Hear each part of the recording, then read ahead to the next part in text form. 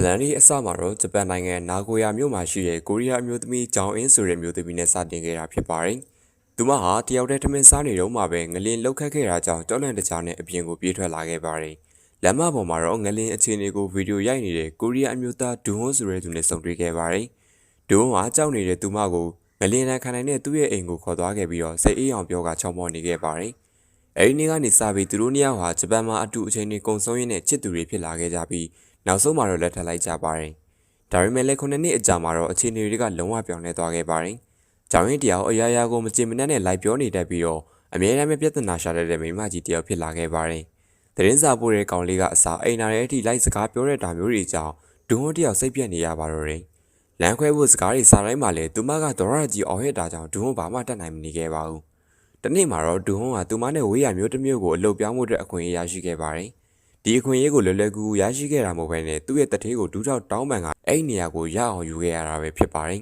။ကြောင်ရင်းကိုလည်းအလုပ်ကိစ္စကြောင့်တလမှတစ်ခါပဲတွေ့နိုင်တော့မယ်လို့ဖြောင်းပြကထွက်သွားခဲ့ပါတယ်။ဒူးဟွန်းတယောက်နယ်မျိုးလေးကိုပြောင်းသွားတဲ့ညမှာပဲသူ့ရဲ့အိမ်ဘေးမှာရှိတဲ့အမျိုးသားစောင်းကြီးရဲ့အိမ်ရှိမှာတော့အမျိုးသမီးတွေငိုယိုနေတာကိုတွေ့လိုက်ရပြီးအံ့ဩနေခဲ့ပါတယ်။ဒါပေမဲ့လည်းပိုပြီးအံ့ဩစရာကောင်းနေတဲ့အရာတစ်ခုကသူ့ရဲ့အိမ်ထဲမှာကြောင်အင်းတယောက်ရောက်ရှိနေခဲ့တာပဲဖြစ်ပါတယ်။သူတို့ရဲ့ဆက်ဆံရေးကိုပြန်လည်ပြုပြင်ဖို့အတွက်သူမပါလိုက်ပြောင်းခဲ့တာပဲဖြစ်ပါတယ်။ဒုံတယောက်ကတော့သူမကိုအလုပ်ပွဲတွေမလိုက်စီခြင်းလို့အမျိုးမျိုးကြိုးစားခဲ့ပေမဲ့ဂျောင်ရင်းကတော့မရရအောင်ပဲလိုက်လာခဲ့ပါတယ်။ပါတီပွဲတွေရောက်တဲ့အခါမှာလည်းသူမဟာတခြားဇနီးတွေနဲ့စကားတွေများပြီးတော့ပစ္စည်းတွေမှောက်ခုံပစ်ခဲ့ပါတယ်။အဲဒီနောက်မှာတော့ဒုံတယောက်အမျိုးသမီးတွေမတွန်းလှန်နိုင်ဘူးလို့နာမည်ကြီးနေတဲ့ကာဆာနိုဗာခေါ်ဆောင်ကီနဲ့တွားတွေ့ခဲ့ပြီးသူမရဲ့မိန်းမကိုဆွဲဆောင်ဖျားယောင်းပေးဖို့ဒါမှသာဂျောင်ရင်းတယောက်သူ့ကိုလမ်းခွဲသွားမှာဖြစ်တယ်လို့ဆိုကအကူအညီတောင်းလိုက်ပါတယ်။ဆောင်းကီကလည်းပထမတော့ညှင်းဆန်ခဲ့ပေမဲ့နောက်ပိုင်းမှာတော့သဘောတူလိုက်ပါတယ်။အစီအစဉ်အရဆိုရင်တော့ဂျောင်ရင်းကိုအလုံများနေအောင်လို့ဒုံကတငယ်ချင်းတွေရဲ့ရေဒီယိုအစီအစဉ်မှာအလုပ်သွင်းပေးလိုက်ပါတယ်။ဂျောင်ရင်းရဲ့အာမနာတဲ့ဝေဖန်ပြောဆိုတတ်တဲ့အမှုအကျင့်တွေကြောင့်အစီအစဉ်ကပရိသတ်တွေရဲ့ကြားမှာရန်ကိုပဲအောင်မြင်သွားခဲ့ပါတယ်။တစ်ဖက်မှာလည်းဆောင်းကီတယောက်ဂျောင်ရင်းရဲ့အကြိုက်တွေကိုဒုံစီကနေစုံစမ်းပြီးတော့သူမကိုအမျိုးမျိုးဆွဲဆောင်ဖို့ကြိုးစားနေခဲ့ပါတယ်။ဆောင်းကီကတော့ဂျောင်အင်းရဲ့စိတ်ထဲကိုရောက်အောင်လို့အမျိုးမျိုးနီးပရိယာတွေတုံပြီးချင်းကပ်နေပါတယ်။ဂျောင်ရင်တယောက်အရင်9နှစ်ကထက်ပိုပြီးပျော်ရွှင်လာတာကိုမြင်နေရတဲ့ဒူဟွန်းတယောက်ကတော့စိုးရိမ်စိတ်တွေတဖြည်းဖြည်းနဲ့ဝင်လာခဲ့ပါတယ်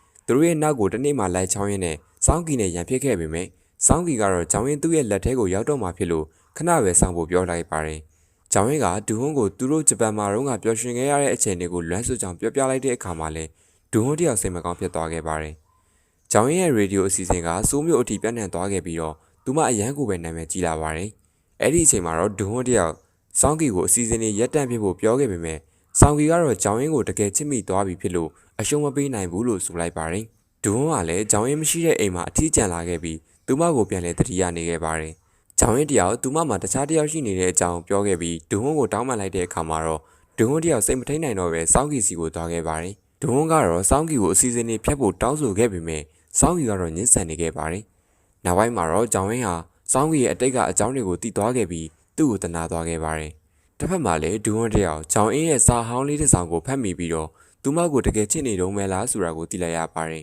။ဒူဟွန်းကလည်းဂျောင်အင်းကိုတွားတွေ့ခဲ့ပြီးတော့လမ်းခွဲဖို့ကိစ္စကိုလက်မခံနိုင်တော့ကြောင်းပြောခဲ့ပါတယ်။ဒါပေမဲ့နောက်ဆုံးမှာတော့ဘလို့မှမရတဲ့အဆုံးဒူဟွန်းဟာဂျောင်အင်းကိုအမှန်တိုင်းပဲဝန်ခံလိုက်ပါတယ်။သူကိုယ်တိုင်ဆောင်ကီကိုငွေပေးပြီးတော့သူမကိုဆွဲဆောင်ခိုင်းခဲ့တာဖြစ်လို့ဆောင်ကီပေးခဲ့တဲ့အချစ်တရားအတူရောင်နေပါလို့ပြောလိုက်ပါတယ်။ဂျောင်အင်းကလည်းအရန်ကိုနာကျင်သွားခဲ့ရပြီးဒူဟွန်းကိုမောင်းထုတ်လိုက်ပါတယ်။သူမကရေဒီယိုကနေလည်းနှုတ်ထွက်သွားခဲ့ပြီးသူမရဲ့လင်ယောက်ျားဟာတခြားယောက်ျားတစ်ယောက်ကိုငှားပြီးတော့သူမကိုဆွဲဆောင်ခိုင်းခဲ့တဲ့အကြောင်းလူသိရှင်ကြားပဲဖွင့်ချလိုက်ပါတယ်။ဂျောင်ရင်းကတော့အိမ်ကနေဆင်းသွားခဲ့ပြီးတိုက်ခန်းအသစ်မှာပဲတိကျနေထိုင်ခဲ့ပါတယ်။တလကြာပြီးတဲ့အခါမှာတော့သူတို့နှစ်ယောက်ရှင်းနေရုံမှလမ်းခွဲလက်မှတ်ထိုးဖို့အတွက်အဆုံတွေ့ခဲ့ကြပါတယ်။အဲဒီခါမှာတော့ဒူဟွန်းကသူမကိုဘာကြောင့်စောင်းကီပေးတဲ့ပန်းကိုကြည့်ပြီးပြုံးခဲ့တာလဲလို့မေးလိုက်တဲ့အခါမှာတော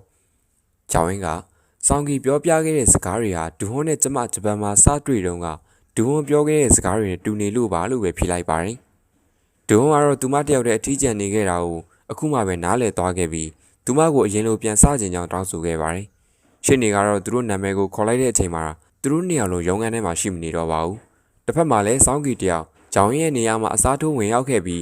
အခြေရေးအကြံပေးသူအဖြစ်ရေဒီယိုမှာနာမည်ကြီးနေခဲ့ပါတော့တယ်။ဒီလိုနဲ့ပဲဇလန်လေးကပြီးဆုံးလို့သွားခဲ့တာဖြစ်ပါတယ်။ဗီဒီယိုလေးကိုတင်ဆက်ပေးပြီးသွားပြီဆိုရင်တော့ကျွန်တော်တို့ရဲ့အလဲပါကျွန်တော်တို့ရဲ့ channel လေးကို like and subscribe လေးပြုလုပ်ထားပေးခဲ့ကြပြီးတော့တင်သမျှဗီဒီယိုတစ်တိုင်းကိုကြည့်ရှုလို့ရအောင်လို့ဘေးနားက notification လေးကိုပါနှိပ်ခဲ့ပြီးဖို့တောင်းဆိုချင်ပါတယ်